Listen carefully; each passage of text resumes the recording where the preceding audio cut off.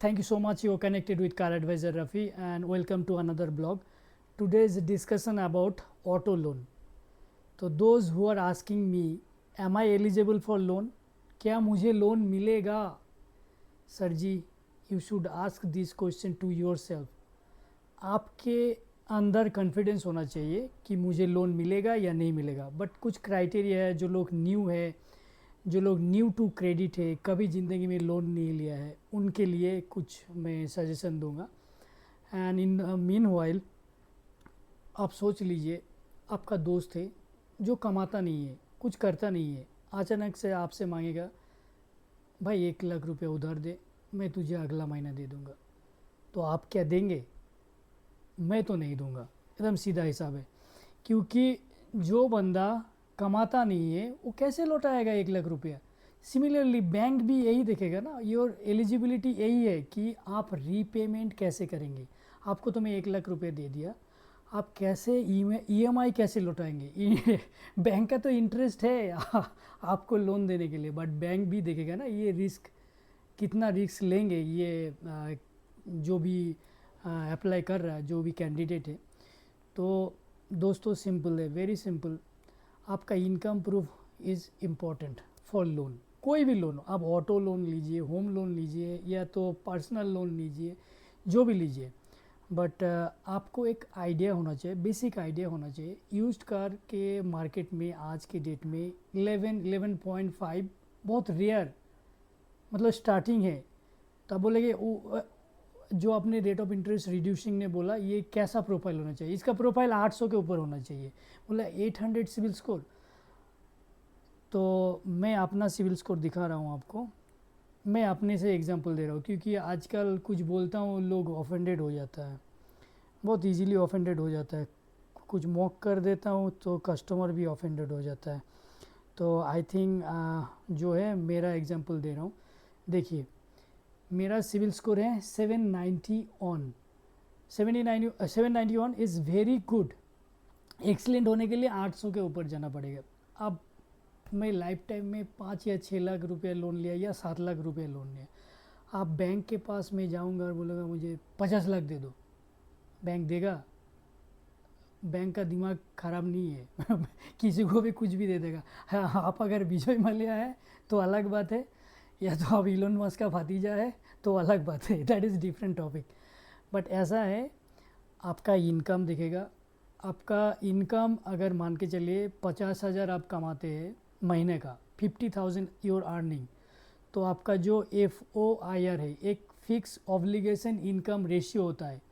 50,000 में आपका 40% जो आपका लिविंग के लिए, आपका फैमिली के लिए खाना, मतलब जो बेसिक नेसेसिटी है, वो 40% में आता है. तो 60% आपका EMI में आता है.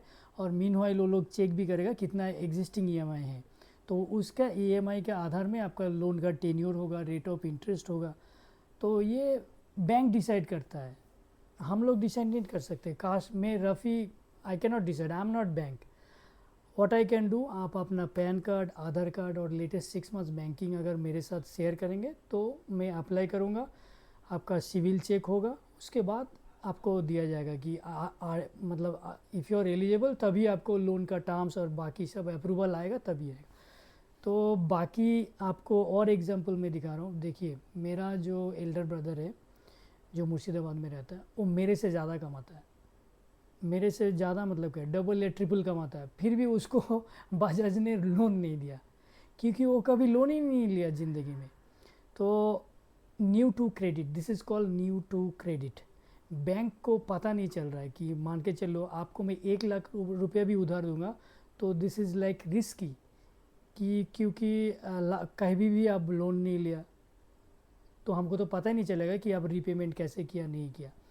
अगर रीपेमेंट किया है, अगर डिले किया है, तो उनके लिए भी एक अलग प्रोफाइल है. तो बहुत सारा फैक्टर है जो कंसीडर करता है बिफोर गिविंग यू लोन. तो प्लीज़ आस्क योर सेल्फ, आप अगर कोई भी इनकम नहीं करते हो, स्टिल आपका बैंक में आप साल भर में 1 लाख के नीचे कभी नहीं रखते हो, तो बैंक ऐसे ही आपको दे देगा. बोलेगा 1 लाख नहीं, 2 लाख रुपये ले लो, क्योंकि आपके पास ऑलरेडी 1 लाख रुपये बैंक में रहता है. तो वो कभी भी आपका 1 लाख रुपया एज अ EMI ले सकता है. तो उस आधार में इसको बोलते हैं कि AQB, एवरेज क्वार्टरली बैलेंस। ये अगर बहुत हाई है तो आपको हाई चांस है, अगर नहीं भी इनकम करते हो तो आपको लोन दे सकता है। प्लस आपका एज बिलो 23 है तो आपको को एप्लीकेंट लगेगा ही लगेगा। और अगर आप अर्निंग हो, बिजनेस करते हो, तो मिनिमम आपका एज होना चाहिए 25 और income proof as a trade licence होना चाहिए। 2 साल का IT फाइल होना चाहिए। 1 साल का होगा तो वैलिड नहीं है, 2 साल। तो कंटिन्यूटी देखता है कि आपका इनकम हो रहा है, मंथली इनकम हो रहा है। इवन जो सैलरीड है वो लोग का लास्ट कभी कभी 6 मंथ्स लेता है, कभी कभी 3 मंथ्स लेता है। ये डिपेंड कर रहा है कितना अमाउंट का लोन आप अप्लाई कर रहे हो। तो ये बेसिक क्राइटेरिया है। Please ask your self.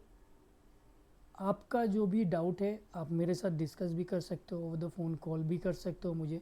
हम लोग करते भी हैं, कस्टमर को हेल्प भी करते हैं, ऐसा नहीं कि नहीं करते। बट ये बेसिक थिंग है। बाकी लोन का जो है रेट ऑफ इंटरेस्ट, ये डिपेंड कर रहा है आपके प्रोफाइल के ऊपर। जैसे कि मैंने बताया, मैं लाइफ टाइम में 6 या 7 लाख का लोन लिया है।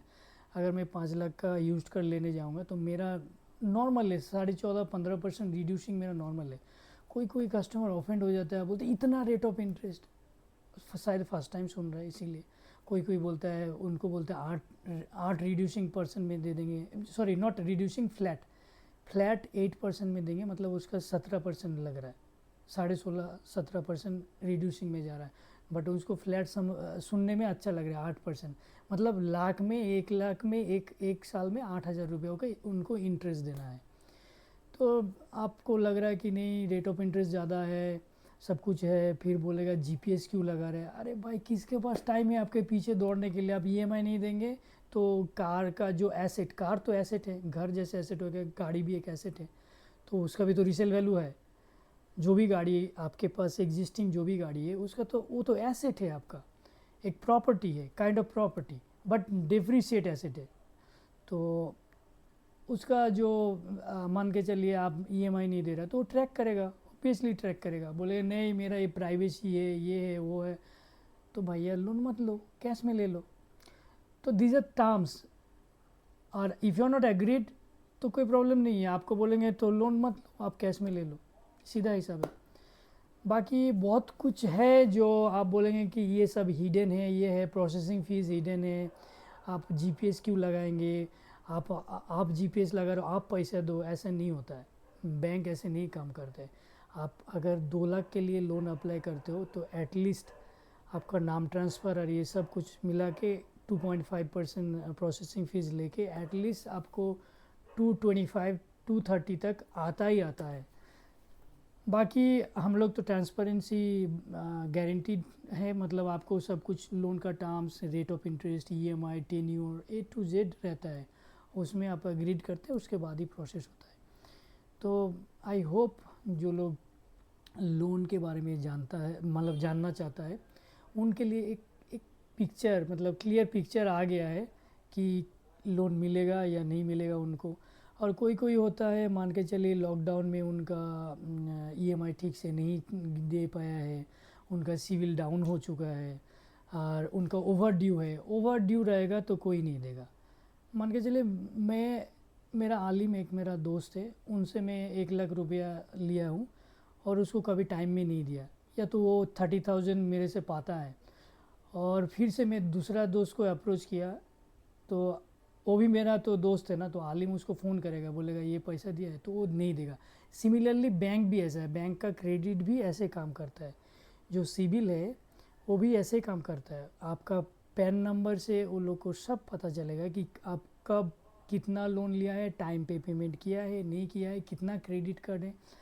और मैं तो बचपन से क्रेडिट कार्ड यूज करता हूँ, क्योंकि मेरा ICICI बैंक के साथ बहुत अच्छा रिलेशन है, तो बहुत पहले से यूज़ करता हूँ। Credit card is a good advantages है कि आप अगर ठीक से टाइम से अगर पेमेंट करते हो तो क्रेडिट स्कोर जो है, जो बोलते हैं हम लोग सिविल स्कोर, ये बहुत अच्छा होता है और आपको कभी भी लोन मिल सकता है। जैसे कि अभी मैंने बोला आपका बजाज से मैंने लोन लिया, मेरा भाई का प्रोफाइल में नहीं हो रहा तो मैंने कर दिया लोन, तो उनको नहीं दिया, वो मेरे से ज़्यादा कमाता है।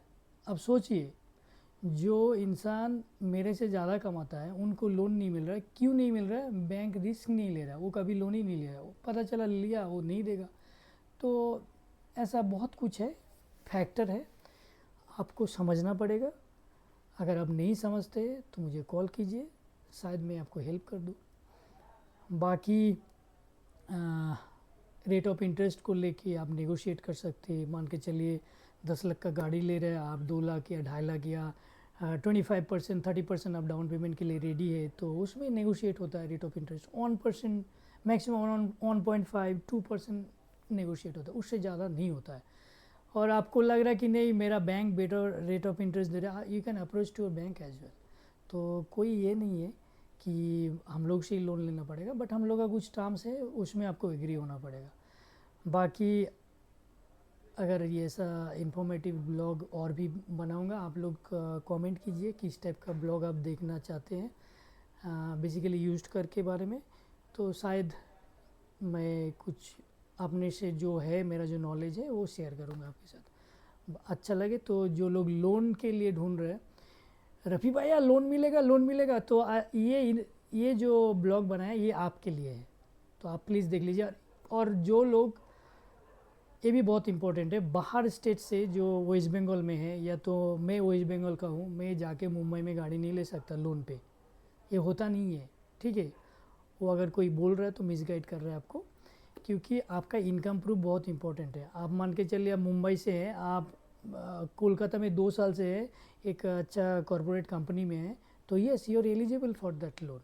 बट आपका कोई इनकम प्रूफ नहीं है, आप रेंट एग्रीमेंट दे रहे हो उसके आधार में, या तो जो भी बिजनेस प्रूफ नहीं है, तो थोड़ा बहुत मुश्किल है लोन के लिए।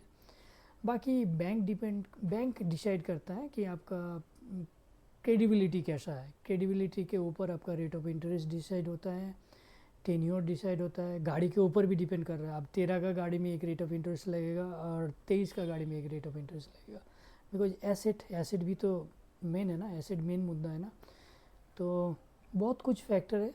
इन केस आपको नहीं समझ में आ रहा है, आप ओवर द फ़ोन मेरे साथ डिस्कस कर सकते हैं। बेसिकली मैं वेस्ट बंगाल का कस्टमर का ही बोल रहा हूँ, बाहर का कस्टमर के लिए लोन नहीं होता है in case if you're not salaried or if you don't have business proof in Kolkata in West Bengal. So hope my video is informative, जो लोग लोन के बारे में सोच रहा था उनके लिए। Thank you so much and wish you all the best. आप अच्छे से अच्छा मतलब you get the best rate of interest. मैं कोशिश करूँगा जो नेगोशिएट करके आपको बेस्ट रेट ऑफ इंटरेस्ट देंगे, और जो भी ये प्रोसेसिंग फ़ीस वगैरह जो भी है लोन का बाकी प्रोसेस मैं आपको हेल्प करूँगा। Thank you.